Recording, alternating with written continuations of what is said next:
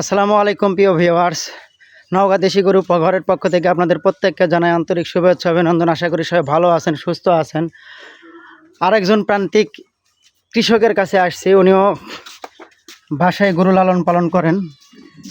আমরা সরাসরি নওগাঁ দেশি গরু ঘর সব সময় একবারে প্রান্তিক কৃষক যারা বাসায় গোয়াল ঘরে যারা গরু লালন পালন করে সেই গরুগুলো সংগ্রহ করি।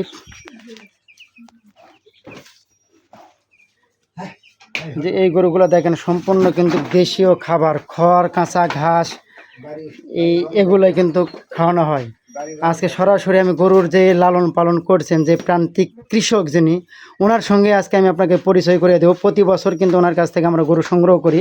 আমাদের কিছু নির্দিষ্ট 30 থেকে 35 জন প্রান্তিক কৃষক যারা বাসায় গরু লালন পালন করে তাদের কাছ থেকে কিন্তু প্রতি বছর আমরা গরুগুলো সংগ্রহ করি। আসসালামু আলাইকুম ভাই।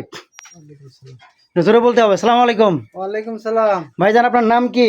আলাউদ্দিন। আলাউদ্দিন। আপনার ঠিকানাটা বলেন, এই জায়গার নাম কি? 12 নম্বর কাঁসাপাড়া, নওগাঁ থানা। নওগাঁ জেলা, মান্দা থানা।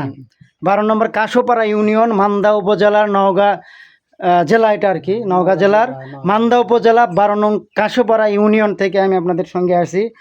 এই যে গরুগুলো যেটা দুটো লালন পালন করছেন প্রতি বছর যে লালন পালন করেন, এই গরুগুলো কি আপনাকে কোনো ফিড বা ওষুধ বা ইনজেকশন এগুলো কোনো কিছু দেন কিনা? না না না। হ্যাঁ, কোনো এগুলো দেওয়া হয়তো হয় না নাকি? না।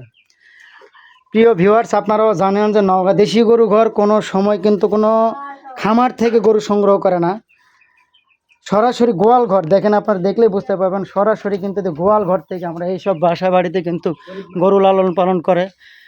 ওনারা হচ্ছে মূলত প্রান্তিক কৃষক। এই কৃষকেরাই কিন্তু তাদের জমানো পয়সা জমানো টাকা দিয়ে কিন্তু তারা তাদের সঞ্চয়, তাদের কিন্তু মূল সঞ্চয় এগুলোই। এই যে ধান চাল যেগুলো চাষ হয় এগুলো কিন্তু তাদের সারা বছরের আহার। এই যে কুড়া থেকে কিন্তু এই যে ধানের যে কুড়া, এই ধানের কুড়া থেকে কিন্তু এই গরুর মূল খাবার এবং খড়। গরু কি কি খাবার দাবার দেন আপনারা? খের পোয়াল, এখানে গ্রাম্য ভাষায় খড় যেটাকে আমরা পোয়াল বলি, নওগাঁর ভাষায় এখানে পোয়াল, খড়কে পোয়াল বলা হয়। এই গরুগুলো আপনাদের সামনে দেখা হচ্ছে সাভার পৌরসভা কর্তৃক নির্ধারিত যেই গরুর পশুর হাট যেটা বসানো হয়েছে, এবার বসানো হবে রেডিও কলোনি স্কুল মাঠে। আপনাদের সঙ্গে আপনাদের শহরে দেখা হচ্ছে আগামী 23 তারিখ থেকে চাঁদরাত পর্যন্ত। নওগাঁ জেলার বিভিন্ন প্রান্তিক কৃষক যারা আছে তাদের গোয়াল থেকে সরাসরি আমরা গরুগুলো সংগ্রহ করি।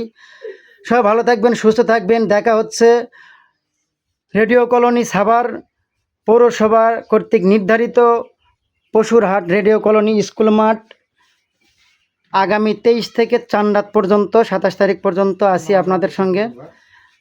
সবাইকে পবিত্র ঈদ উল আজহার অগ্রিম শুভেচ্ছা। ভালো থাকবেন, সুস্থ থাকবেন। আসসালামু আলাইকুম। দেখা হচ্ছে 23 তারিখ থেকে 27 তারিখ পর্যন্ত।